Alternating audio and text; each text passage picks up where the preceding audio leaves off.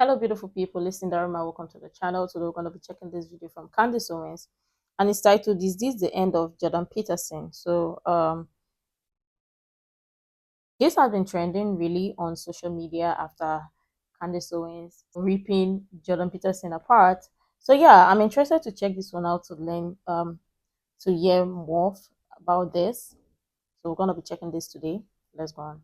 Dr. Jordan Peterson. Okay, I just want to say at the top, I obviously have met and worked with him. He has always been extremely kind to me. So nothing that I'm going to say should be taken personally. I am just taking a look at something objectively that, of course, is fascinating, interesting to watch, because it's really difficult to capture into words the international level of celebrity that this Canadian professor of psychology reached on YouTube. A celebrity which began back in 2017 when he began dropping lectures that were aimed at men with lessons pertaining to how they could order their lives. We all remember this. He subsequently dropped a book in 2018 that was entitled 12 Rules for Life, An Antidote to Chaos. And just so we're clear, that book sold over 10 million copies worldwide. That is, nobody sells 10 million copies worldwide in any book. It's unbelievable. And shortly thereafter, he embarked on an international world tour. I'm not kidding. He sold out stadiums across the world. And I remember watching this celebrity, just watching his star rise, and I was absolutely fascinated, as I'm sure a lot of women were, partially because there are very few people that achieve celebrity in their later years. Jordan Peterson is 62 years old. So we were watching a person become a 62-year-old rock star. That in and of itself is quite impressive. And people definitively do not achieve that level of celebrity by being a professor. So it was just, be amazed. I was absolutely amazed. But there was also a piece of me, and again, I am sure that women can relate to this, that if I'm being honest, I just didn't really quite comprehend it. Again, it wasn't for me, it was for men, but I didn't find any of the things that he was sharing to be particularly earth-shattering in his 12 rules. And I was shocked by the male response to it. So I'm going to give you just a few examples of the rules that were in the book. One was set your house in perfect order before you criticize the world. Okay. Another one was pursue what is meaningful, not what is expedient. A third was tell the truth, or at least don't lie. Another was be precise in your speech. And the last one was pet a cat when you encounter one on the street, which that makes it sound silly, but essentially he was saying, like, don't miss the small things in life. And I don't know if I wasn't so amazed by this, because a lot of these kind of are repackaged biblical proverbs, and you should read the Bible. And I'm sure that that obviously was a source for him. But I was really, I guess, taken aback by the male response to it in a way that was meaningful for me. I actually learned a lot because I realized that a lot of men were feeling disordered. I recognized that for men to have the response that they did, clearly something was missing in their lives. And I was glad that they had this male example to say, hey, listen, this is a little thing, but make your bed. Make your bed in the morning because it means something to make your bed. Stand up straight, kind of notoriously walk like a lobster, like have some self-confidence, have some self-respect. And again, it made me reflect on just how far feminism had gotten, that we were making men feel so deflated that it took just one man, a professor, to stand up and say, hey, you don't have to feel that way, and your life should have purpose, and your life should have meaning, and you should do things that give your life purpose and give your life meaning. So I was like, kudos, love it. And as I said, I got to meet him multiple times. I've spoken at events with him, and I was very impressed with him. Then things started to shift. So let's But again, many women may not, for some reason, connect with Jordan Peterson book, but I mean, it's not even excluding women, it's for everybody. Just common sense or common logic. But I mean, part of the Western values, or major, based on what we see, some people lack common sense, so they see common sense as a wow moment for them.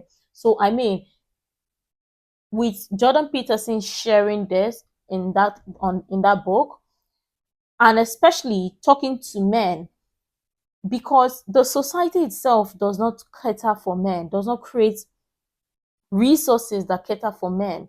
So the men is saying that a man who is a man, sharing knowledge and talking to them directly,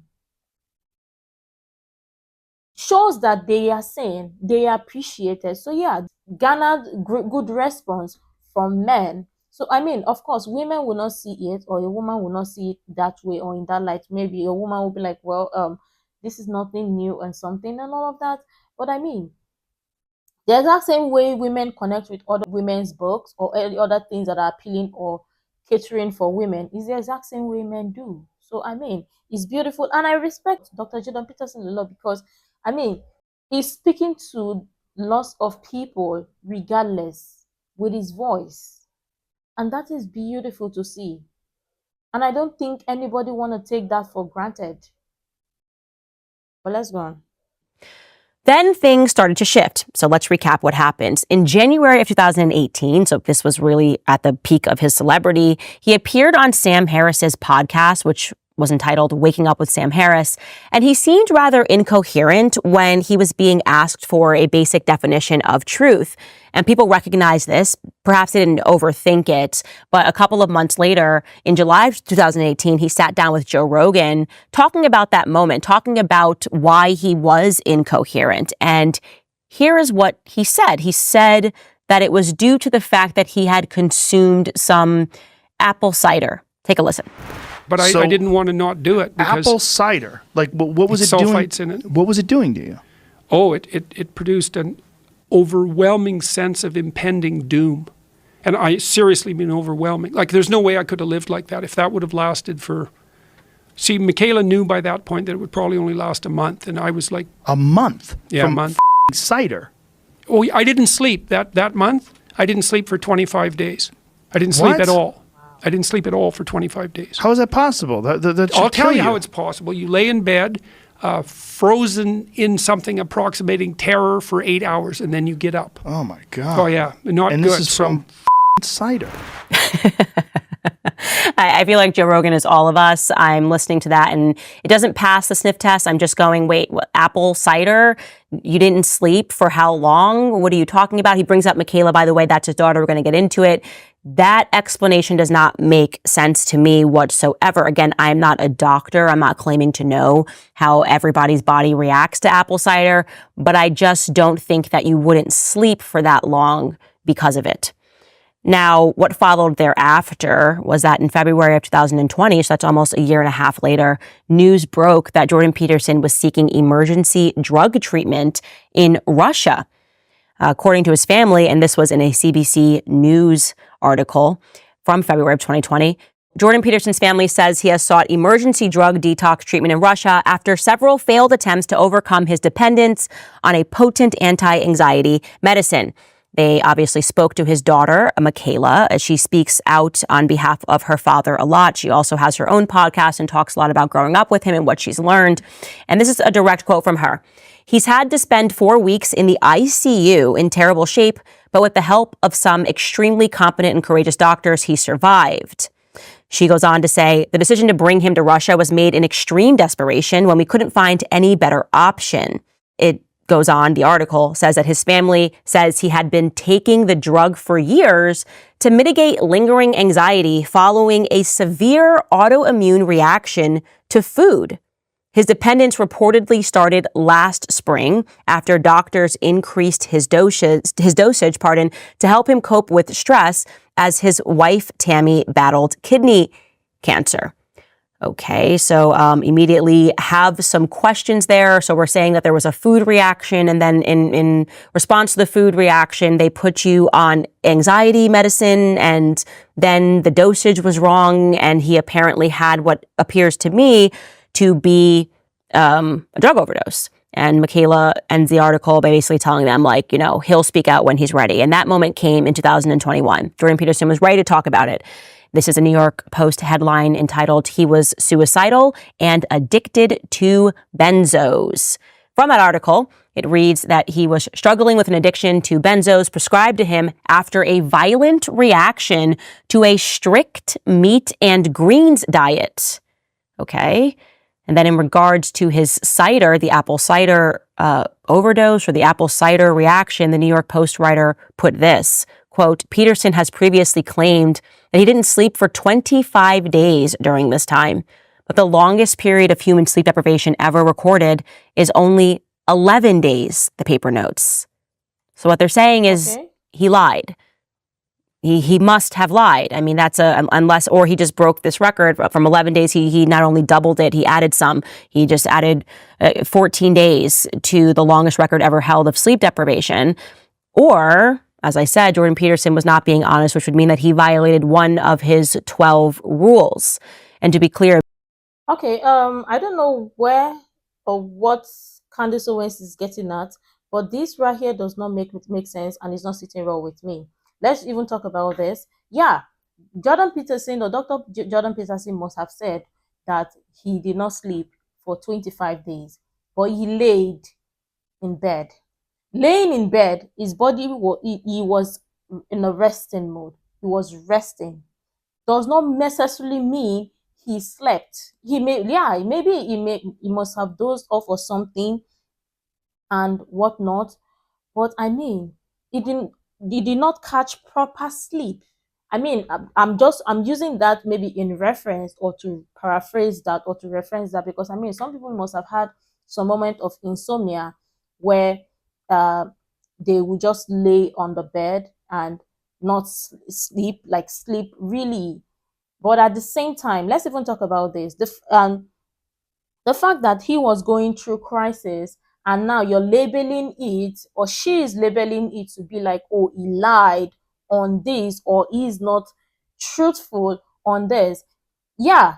Do you know the reason why? Because he is a public figure now. So some of his life struggles or some of the things he's dealing with in life are now being presented or shown or being put out in the world, which means he's a human being. We all go through stuff. I want to believe that some people must have gone through some things that, based on the fact that they are not celebrity, like it's not all up on social media, but the fact that he is going through something, dealing with something, crisis and whatnot, does that make him less of a human being? Really? Or does that mean that he shouldn't be, people shouldn't listen to him no more? Really? What are we doing? I did not test. Honestly, this does not make sense. Seriously. Wow. But let's go. Rules. And to be clear, back when he was saying this about having not slept because of apple cider, the internet immediately knew that he was lying. Here are some of the tweets from people regarding his cider overdose. One person writes, he's describing benzo withdrawal to a T, an overwhelming sense of impending doom and horrific insomnia. Another user writes, exactly what I just said. Bro had the withdrawals in the worst kind of way. Been clean and sober for over 12 years now, but benzos are harder to stop than heroin. This last person writes, he didn't say apple cider vinegar, he said cider. My inference is that it was alcoholic cider, and his reaction sounds like benzo withdrawal probably was combining booze and benzos for a while. In any event, we aren't getting the full story. And lastly, this person writes, when I was detoxing off of methadone, I didn't sleep for almost 3 months. It is possible you're in a twilight, half awake, barely asleep with no real rest. If you've never been through addiction and or detox from anything, then you have no idea what you're talking about. So yes, the internet, people that have lived through this understood that what he was actually going through, far from the story that he was painting, was withdrawal. Good old fashioned withdrawal, which a lot of drug users obviously, know can lead to insomnia. Now, jumping back into the New York Post narrative, now again, Jordan is speaking out about having had this addiction. Jordan said he was prescribed a low dose of antidepressants to help him recover. I don't know if it's from the meat detox. I honestly can't follow. But the dosage was increased after Peterson sunk into depression following his wife Tammy's cancer diagnosis. So I'm going to be honest about when all this was coming out and it was all very confusing and it wasn't quite clear. Is this a food allergy? Is this depression? Is this just somebody who's addicted to pills and doesn't want to quite tell the public? I was having private conversations with people and people that are in the conservative movement going, I don't see how he's going to recover from this moment, because it just seems to me that if your entire brand is built on telling people how to order their lives, and then what becomes apparent is that your life is in disarray, how do they trust you again? I think that's the big question. How do they trust you again? How do they rely on you? Wow. And I had to examine myself at that moment because people were saying, oh no, it's all about the comeback. And I believe in comebacks, but I believe that comebacks can only happen when you are radically honest. And I don't think people sensed, as you can see by those comments, that he was being radically honest in what had occurred to him, and said they felt that he was kind of trying to give a PR spin to what may have just been a good old-fashioned drug addiction. But then I thought maybe I have a chip on my shoulder because, listen, I didn't have a pretty childhood and I've seen drug addiction and I do have a very low tolerance for it. I'll be honest. Like when people are talking about their addiction struggles and I'm thinking, man, I wish addiction wasn't an option for me. Like people that just turn to drugs as a solution for every problem, it's hard for me to feel bad because there are people that grow up in sets and circumstances that are so much worse and they don't turn to drinking and they don't turn to drugs. So I checked myself and I said, you know what, Candace, that is actually you just having a chip on your shoulder. And maybe it's true that it's amazing and maybe Jordan Peterson having a male audience that he has will actually come out of this better and stronger because he will share with the world how he was able to overcome this and reorder his life, write another book, how to reorder your life after a chaotic scene. But that wasn't the case. I think men felt like they couldn't trust him. They never felt that he was fully honest. And it felt like there was a lot of him and his daughter kind of trying to condition this in a different vein, whether it was talking about his wife's cancer diagnosis. And I hope that she's okay. I think that she is, which is amazing. I know that she's recently come to faith. There never seemed to be that big, radical, honest moment that came from him. Then we fast forward to October 7th, 2023, a day that will live in conservative media infamy because it just was a moment where people behaved in ways that the public is never going to forget, in my view. And on that, let me talk about this because I see where Candace is going and what she is doing, but it honestly don't make sense. He is a public figure, yes, but based on everything that is going through or what she stated there, is a human being. And I don't like when people try to play or say all of this self-righteous thing to say it can never be me. We're freaking human beings and we make mistakes. And the fact that he is going through this or he is dealing with this does not make him less of a human being. Yeah, some people can fall into depression, and let's just be honest, some people's depression and other people's depression is not going to be the same. The way people's crises are and other people's crisis is not going to be the same. Something that you might react to, somebody might just do so well or do just fine. Somebody might do something and take something and they would do all fine, and somebody would not. So when you look at all of these things, it does not mean that everybody should have the exact same experience. That is why we are human beings. So this one where she's trying to throw stones like oh, because he is a public figure, people look up to him, so he should not make mistakes. He should not do the things that normal human beings do, or he should not go through a phase that normal human beings do. It's a phase in his life. And quite all right. People will look at it and be like, oh, he's going through this. The relatability is relatable because some people could connect with him. Other people may not. And the fact that lots of people are writing this and say, oh, this is how their situation was and all of that and every other thing is not going to be the same. Your reaction and someone else's reaction is not going to be the same. So, people should quit all this self-righteous behavior and be like, yeah, it can never be me. I can never understand how other people are dealing with stuff or are going through stuff, and based on the fact that they are public figures or they are celebrities and stuff does not make them less of a human being, or does not mean that they can't go through normal stuff as regular human beings. Well, what is this? No, Candace, if people are sharing their point or their bits about their own experience, okay, yes, let's say for example he did not explain it the way people wanted to hear, but it does not mean it is a lie. And that is it. The way you see things is different from the way someone else will.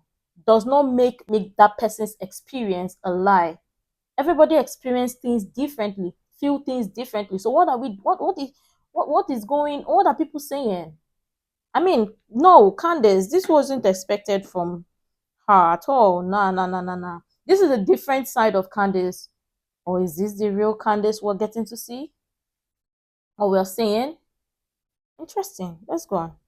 never going to forget, in my view. And on that day, Jordan Peterson did not tweet like Jordan Peterson, which is to say he did not tweet in a calm, rational manner. Here is what he tweeted. He wrote, "Give 'em hell, Netanyahu, enough is enough." And he began trending and he lost a huge following. Partially because he was perhaps not aware, because I'm sure, listen, he's 62 years old, he probably is not aware of the demographics of his audience, but it turns out that Jordan Peterson had a huge following of Muslims behind him, and they felt that this response was not calm. It was not dictated by rationality or the logos, which Jordan Peterson loves to speak about. He speaks about how postmodernism wants you to abandon your logos. It wants you just to react emotionally without properly thinking.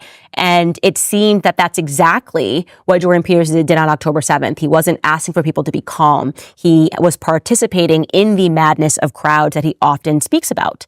And people did not like that. And you saw people in the Muslim community saying, we will never listen to another word that he ever says, because he has not used his platform to talk about some of the hell that Muslims have also been enduring. Time has obviously passed since then. We're almost at a full year, just shy of a full year of October 7th. And I don't think his audience has fully recovered. But I can tell you that what just took place online at the end of last week was very strange. I was watching this back forth and it was extremely strange. Wow. So I will set this up for you. Again, Michaela Peterson is his daughter and she communicates a lot of what is happening with JP. So people see her as auxiliary to him. Now, to be fair, she is not Jordan Peterson. Of course, she is not Jordan Peterson. And we can't say that every word that she says should somehow reflect on what her father's viewpoints are. But she did tweet this. She wrote, "Yes, I think the Nazis on X equating Jews with rats and using hashtags like filth should have more content moderation and censorship. No, I'm not retracting that statement." Okay, what? You're just straight up calling for censorship. I mean, saying using the hashtag filth, that is literally an English word. And you can say that word whenever you want. In fact, rather notoriously, I use the word filth to describe Rabbi Shmuley. And I use that word to describe Rabbi Shmuley because Rabbi Shmuley is filth. I meant what I said. This man harassed me for 2 years. I would be really, honestly, shocked and disgusted if somebody would dictate that I'm the one that deserves to be censored after this man harassed me for 2 years. And I never called for his censorship or his hag daughter's censorship. I just said, you're filth because you are filth. And that is my right to use that term. So for Michaela to make such a strong statement calling for censorship is not going to reflect well on her father, particularly because her father has said things like this in the past. Take a listen. Freedom of speech is a cardinal value, not because it gives you the freedom to speak, exactly, but because without that freedom, we can't think, we can't improve our institutions. I totally agree with what Jordan Peterson is saying there. It is a cardinal value, and it is true that we have to be free to critique people and to critique our institutions. It's the only way that things get better. It's the only way that the truth can get out. As soon as you start censoring speech, the question is who's in control of dictating what should or should not be censored. Jordan Peterson has also tweeted this in the past pertaining to freedom of speech. Free speech is not just another value, it's the foundation of Western civilization. Again, I agree with that. So it's quite shocking that she would take this perspective, but again, she is not her father, that people should be censored for referring to people as rats or referring to them as filth. But what was more shocking was when Nick Fuentes, who is considered the leader of the Groyper movement, wrote this in response to her. He wrote, "Your dad literally called me a rat last week. Thank you for exposing yourself and revealing who you really work for. Both of you freaks should be deported to Israel since you love it so much they can have you." And he attached a tweet from Jordan Peterson where Jordan Peterson did in fact write this to Nick Fuentes. He wrote, "You, at Nick Fuentes, really are a psychopathic rat."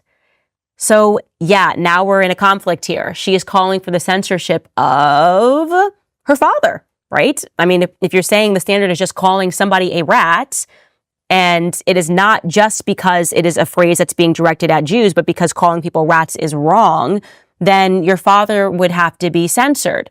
And so Nick Fuentes raised this obvious conundrum to her. Here's what she wrote back. She wrote back, "Oh my God, were you called a rat? Did that hurt? I work for myself, you loser. And I know that Jews' success is due to their above average IQ. but I'm sure blaming a nation of people for your failings is easier for you. I'm sorry, what? So now she's like, yeah, you're a rat, or did that hurt your feelings? That just doesn't seem like a stable or a rational response to someone pointing out the fact that your father just said something that you're calling for censorship for. Or are you saying that it should only be censored if it is being directed at a person that is Jewish? She's not clear on that, but what is clear is that Jordan Peterson jumped into this and doubled down on calling somebody a rat. Here's what he wrote. He wrote, "I apologize for calling you a rat, Nick Fuentes. Rats are just animals. They happen to be an enemy of mankind. So they are like you in that regard, but they are merely acting on instinct, whereas you are motivated by a willful ignorance so deep that it's kind of a miracle, in combination with a profound malevolence. So I was unfair to the rats. Hence my apology. Take note, Michaela." He further added, "I don't regret the psychopath moniker, however. You and your followers, I know your type, buddy boy, but you don't know mine." Okay, so parking aside the fact that it's written in sonnet form, which is something that I don't quite understand why he's doing that, Jordan Peterson has built himself as somebody who is calm, who is rational, who relies on logic, who is a person who believes in radical free speech. He's now coming to the aid of his daughter and essentially doubling down on calling, this is again a 62-year-old man, calling a 24-year-old a rat. And what is the reason, by the way? Because we should also say what is it that Nick Fuentes said that garnered that response from Jordan Peterson. And Nick Fuentes wrote one word on Twitter. He wrote Jews. Now, what was that in response to? Well, somebody asked the question. We know that Joe Biden is not in control of the White House, so who is in control of the White House? And Nick Fuentes wrote a one-word response. Jews. He's saying Jews are in control of the White House. And that garnered a response from Jordan Peterson calling him a psychopathic rat. Also because Nick Fuentes has called out Jordan Peterson explicitly for a very long time as somebody who he believes has more of an allegiance to Israel than he does to Western civilization in general. Essentially that he would put Israel before he would put Canada and before he would put America. Now, I don't know if that's a fair critique of Jordan Peterson, but I do know that it is off-brand for him to respond by calling someone a psychopathic rat. I mean, calling somebody a name, calling somebody an animal when you are billing yourself, right, as the calm, rational psychologist, doctor who insists on logic and that the better ideas should win is just going to be off-brand. But we should also be honest here that while people are pretending this is about Jordan Peterson versus the Groypers, or pretending that every person that we're seeing right now that is having a battle right now, it's due to the Groypers, that is not what we are watching, right? Like I said, this began long before it arrived between a beef between Michaela and Jordan Peterson and her father. It really began with people feeling like they don't trust the voices that are in the media.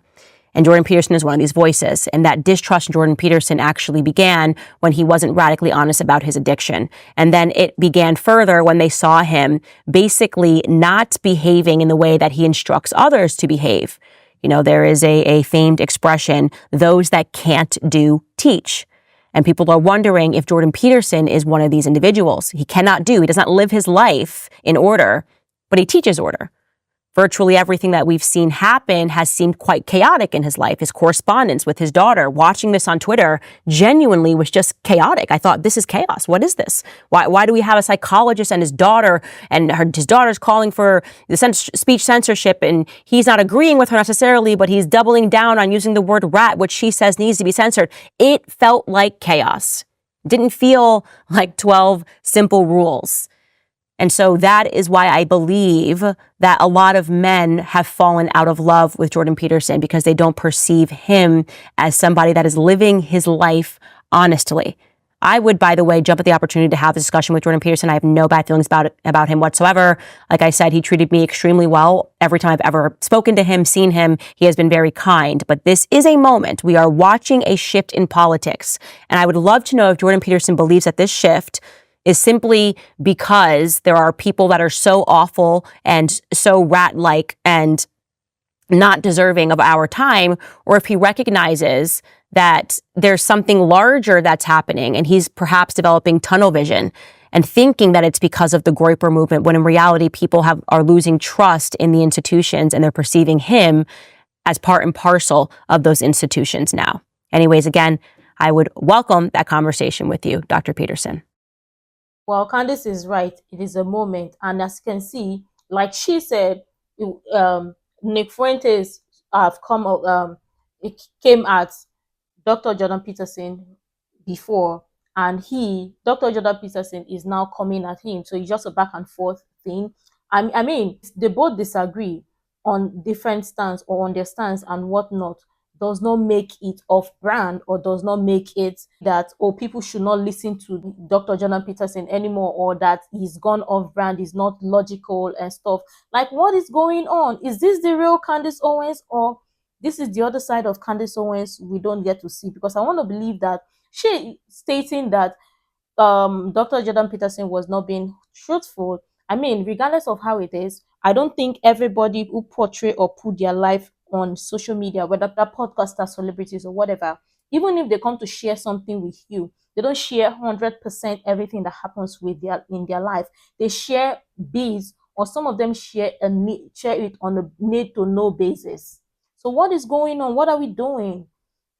Honestly, I did not expect Candace Owens, and she is saying she would want to have a discussion with Jordan Peterson. I think that was what she should have done before coming at him with this, because I mean, if it's somebody that you respect, most likely you would want to have an open conversation with him, or an honest conversation with him, and ask him all of this yourself, rather than just drawing into conclusion. I don't think everybody 100% is living a self-righteous life. We all make mistakes. We are human beings, regardless of how it is. I want to believe when she and Ben Shapiro were going back and forth during the time she wanted to have interview with him, people saw it and people did not like that aspect of her and aspect of Ben. And there were some things that people saw. They were like, okay, now these both of them, something is going on, and they don't like what is going on, and people should stop this. I honestly want to believe that conservatives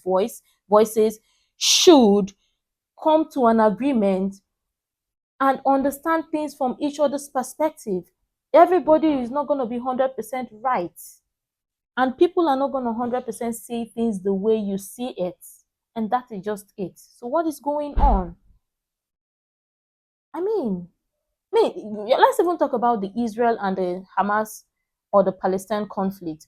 Not everybody is going to air their views or share their views on it. If people share their views on it, they are coming from a different stance, or they are coming from a particular stance. And if others don't, they are coming, they have a reason why they don't want to be in it. Because he's a celebrity, or because he's publicly known or well known, does not mean he has to air his voice. And if he does, that is the way he sees things, or that is his own perspective. Does not mean we have to always critique people's perspective and all of that, because I mean, we are not 100% righteous. We make mistakes, and it's just being human being. And we should stop all this self-righteous thing that it can never be me, or I can never do this. Really? Nah, I did not expect this from Candace. I respect Candace a lot. I also respect Dr. Jordan Peterson. And yeah, this was a moment indeed, which means he's a freaking human being. So I mean, them having this back and forth series and all of that does not make him less a human being, or does not make him less respected. But again, she's saying she wants to have an open conversation.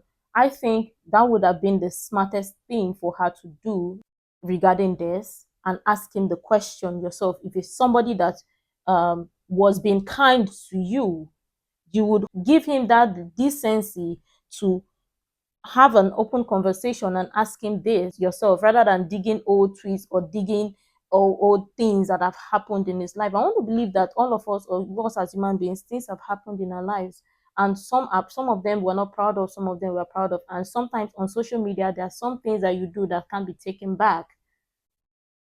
I mean, what is going on? And another thing is the fact that you do not see things from somebody's lenses or from the way somebody sees it does not mean or does not make the person a liar, or does not mean the person is not telling the truth. The person is telling or sharing it based on their perspective. Whether you understand it or not does not mean or does not make the person not telling the truth. And that is how life is. But let me know what you think. I'm sure tons of people have interesting things to share. I would really love your honest contribution. You can share the useful information you think might be really helpful. Make sure to like, comment, and subscribe, and all of that stuff. And until next time, see you in the next video.